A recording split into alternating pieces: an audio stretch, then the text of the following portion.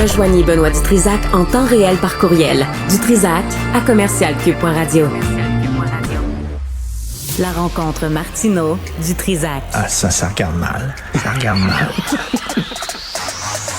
Il commente l'actualité dans le calme et la sérénité. Arrête de te plaindre, arrête de chialer. Une génération de flambous, de mollassons. Des propos sérieux et réfléchis. Tu me niaises-tu? Ben oui.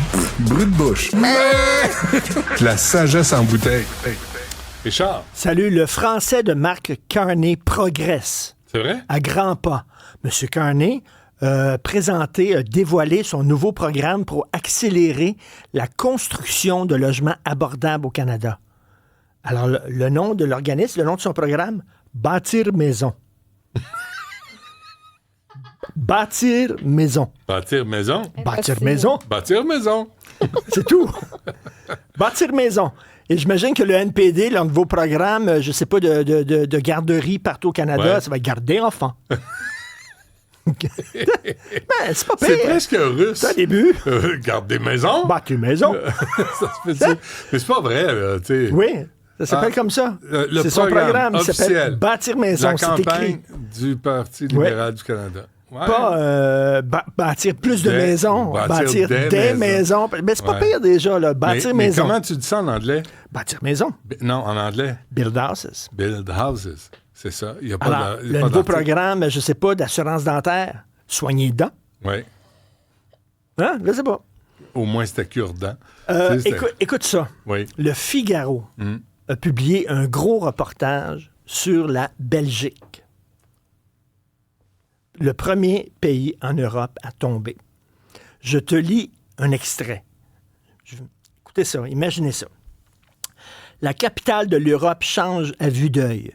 Depuis plusieurs années, il n'y a qu'à ouvrir les yeux et se promener dans les rues de Bruxelles pour voir que le communautarisme et l'islamisme, tous deux ostentatoires, grignotent toujours plus d'espace. Dans certains lieux, seule l'économie islamique est visible. Tout est halalisé. Il y a des salons de coiffure non mixtes, il y a des cafés non mixtes, il y a des magasins de vêtements non mixtes.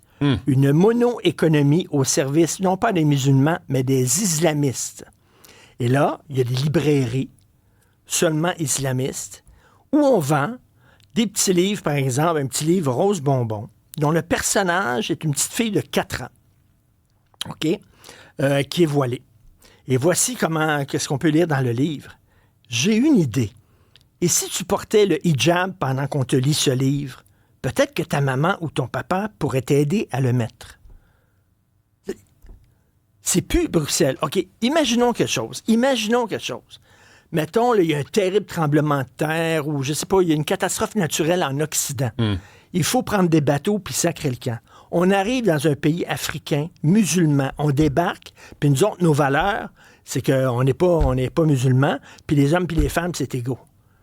Est-ce qu'eux autres verraient ça de façon positive? Est-ce qu'ils nous accueilleraient les bras grands ouverts? Puis là, il y aurait des quartiers dans ces pays-là. Mettons des quartiers, je sais pas, en Arabie Saoudite, un quartier complet, où ça serait... on vivrait selon nos valeurs à nous autres, chez eux. Non, ils veulent pas. C'est la lâcheté des Belges aussi. C'est les politiciens guidonnes qui sont allés chercher des votes dans la communauté des plus crinqués. Puis là, c'est comme ça qu'ils se sont installés. En Angleterre, en Grande-Bretagne, c'est pareil. C'est pareil. Londonistan, c'est pareil. Exactement. Ici, là, t'as-tu vu Carney dimanche, qu'est-ce qu'il a fait? Ben oui. Il est allé à la messe. Ben oui. Il est allé chez une famille pour fêter la fin du Ramadan. Les femmes sont voilées et c'est le Muslim Food Bank. Exactement. Excuse-moi, as-tu vu, toi, la banque alimentaire catholique? Pour catholiques seulement. Ouais, j'ai pas vu ça, moi. Mais on tolère ça. Puis la guidoune va là, puis il dit, moi, je veux le vote de cette communauté. Je n'ai plus d'identité. Je n'ai plus de principe. Non, mais ça, c'est le Parti libéral. Il n'y a rien qui a changé au Parti libéral. Pour qui les Québécois vont voter, mon ami? Ben oui, ils trouvent fin. Ben oui. Ils trouvent qu'il est gentil. C'est un beau petit monsieur. Ben oui, frustré. puis il s'y connaît en chiffres. Ah, puis en chiffres, 25 milliards, toi, par les Bermudes. La première chose qu'il a faite quand il est devenu gouverneur de la Banque d'Angleterre, il a appelé ses chums de McKinsey. Ben oui. J'ai lu ça dans The Guardian. J'ai vu ça il a aussi. appelé sa firme de McKinsey, puis il a dit, venez faire la job, là, montrez-moi où couper exactement ici. Là. Et les critiques, c'est ça qu'il a fait. Là. As-tu lu la critique qui disait, pourquoi on l'a engagé lui s'il donne ça à un sous-contractant? Exactement. Puis là, c'est encore McKinsey. On l'embauche, puis ça nous a coûté cher l'embaucher. Puis lui, la première affaire qu'il fait, il appelle ses chums de McKinsey. You bet. Il est où, Dominic Barton, aujourd'hui?